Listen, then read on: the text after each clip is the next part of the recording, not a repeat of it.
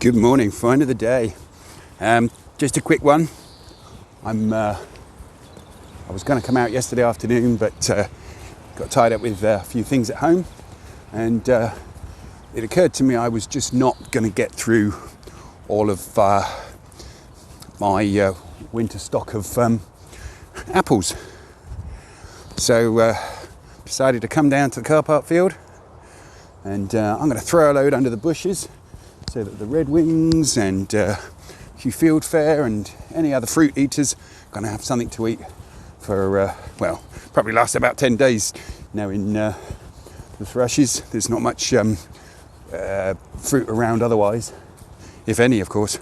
So just trying to do a good thing. Gonna pop it up through, this is the central copse, a little bit of fencing there, protect it from, well, we put the fencing in a while ago actually, but anyway, so here to do a good deed. So that's that done. I've been thinking, I spent really way too long yesterday messing around with music and putting it to a walk up to Ron's hide. I'm not sold on it personally. That's not really what I created my vlog for. I want it to be interesting, fun, and I want to try different things out. But ultimately I felt afterwards the video quality really didn't cut it. And so I'll see, you know, I might put a few bits in here and there. I had one piece of footage where the mic didn't connect again, and we'll just have to sort of suck it and see. But yeah, this is always meant to be about birding, identifying things on the cuff as they happen, and yeah, that really, and enjoying whatever is that happens. There's a very noisy jay just gone over, and still there. So there it is. I want it to be, you know, more about birds first, me second, and yeah, a little bit of music doesn't do any harm, but yeah, birds, and birds. I think the other thing to say is it's easy to get sucked into kind of like sounding like, oh please subscribe and all this kind of stuff, and I'm just going to produce this stuff anyway. So if you do like what you see, by all means like it. But of course, you know, feel free to comment too. Someone said to me the other day, you know, there's people going to troll you in the end. You're going to get people who won't like what you're doing. And so I'm expecting that, and I don't really care. I love doing this. I love doing my conservation work, and I know it's all for the right cause. So no one's ever going to be able to convince me that I'm doing the wrong thing. I love birding, and I would encourage anyone to love their birds exactly how they want to. I'm Fraser Cottington. This is Find of the Day, and I just put some apples out for the redwings and other thrushes, and anything else for that matter. Have a brilliant day. I've just decided I'm going to have a very quick run down, have a look from Ron's, and then run back. I haven't got any time at all really, but I'm here now anyway, just saw a couple of little egrets go over, and you know, can't say no. This chap here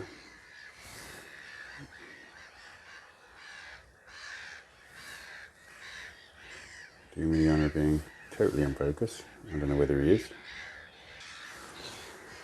Right, there we go. This chap is a male Wigeon, and so many of the ducks on closer inspection are just stunning really. They've just all got fineness written all over them. Have a little scan while we look at this chap. He just swam in while I was gabbling away, keep him in the shot. Whoop, come on, didn't go anywhere. He decided to get even nearer it. They're a pretty shy duck, to say the very least. In fact, I've never seen a Wigeon this close to Ron's hide.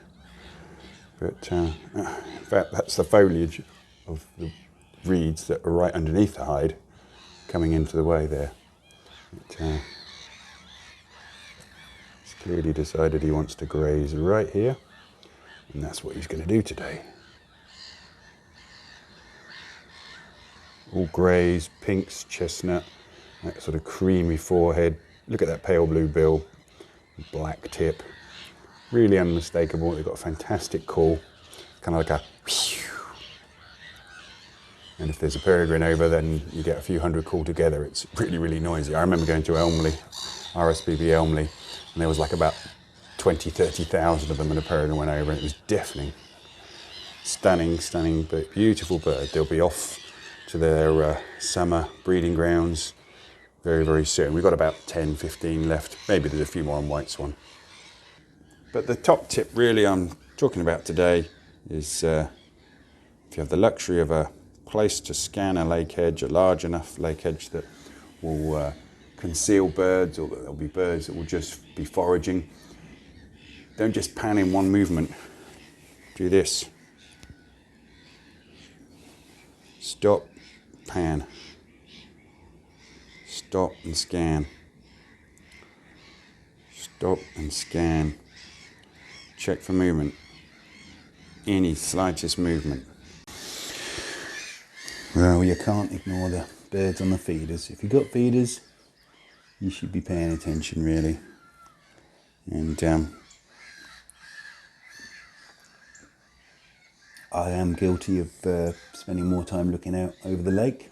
I find the birds that are more falling into the category of passing by, or at least the potential to do so, often more interesting. But it's always great to watch the tits. And look, long-tailed just jumped in there.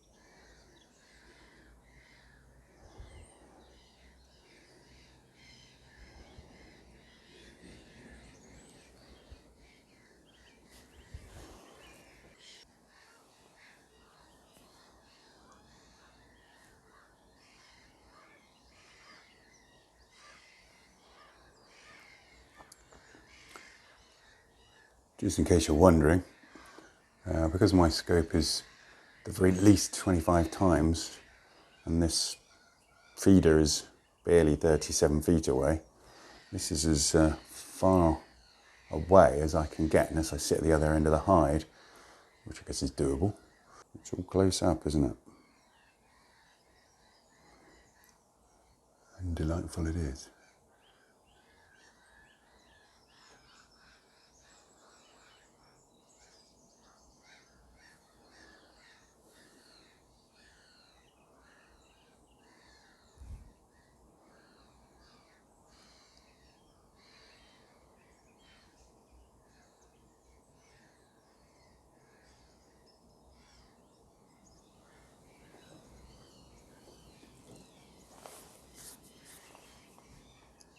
The interesting thing is, I get loads of people agree with me on this, is that it feels like 30 years ago and more that peanuts were like equally desirable by garden birds, any birds that came to feeders.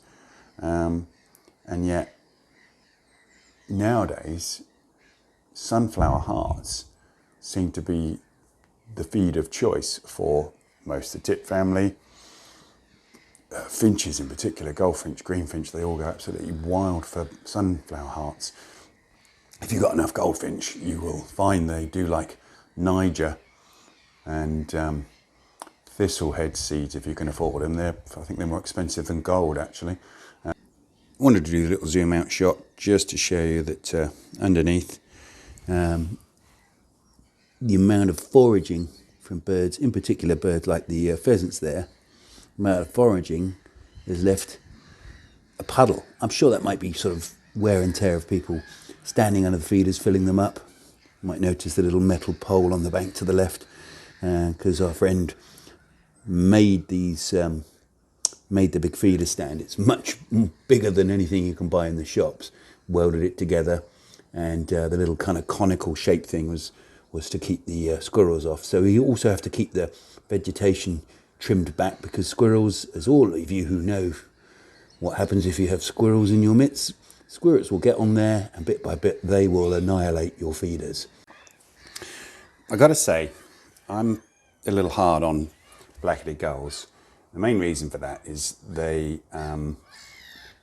have too many of them in the breeding season now. We made the rafts for terns, common terns, but black-headed gulls are resident. You get thousands of them in the winter, and 30, 50 pairs, I don't think it's 50, but pairs are out there now making all this noise because they're pairing up, mating, making a blooming din, and that's not the issue. I don't have an issue with that. But they do get a head start. They're bigger and more aggressive towards the terns, and I've seen, as many people who visited here and probably other places in the UK where both species breed, the black-headed gulls will attack and probably kill through drowning or just pecking to death young common tern chicks. The adults won't take it. They'll be equally aggressive. But and it just means I'm a little biased towards the much more beautiful and dainty common tern, even though they're quite aggressive in their own right. But just a moment ago, and I'm sorry to say I actually missed this opportunity, there was a black-headed gull balanced on a twig, looked utterly ridiculous, and it got me thinking instantly about, I am a bit hard on them. And there they are, they're quite hysterical really. They're always ready to perch up somewhere and look at me, I'm important. Someone really wants to sort of pair it with me because I'm amazing. That's what I see when I see them perched up like this. This is a bird that's not obviously got its black head yet. And funnily enough, under close inspection, you can see that the black-headed gull's head is not actually black. Mediterranean gull's head is black, but there is a brown-headed gull in the Middle East, and they obviously already grabbed the name black-headed gull for this one, and they couldn't use brown-headed gull for black-headed gull, so that's the best they come up with. I'm sure those people that know Latin names have got an even better reason for that. But well, that was lovely, wasn't it? I better dash. Even a quick look, you see, can produce some fun. Have a fantastic day. See you very soon.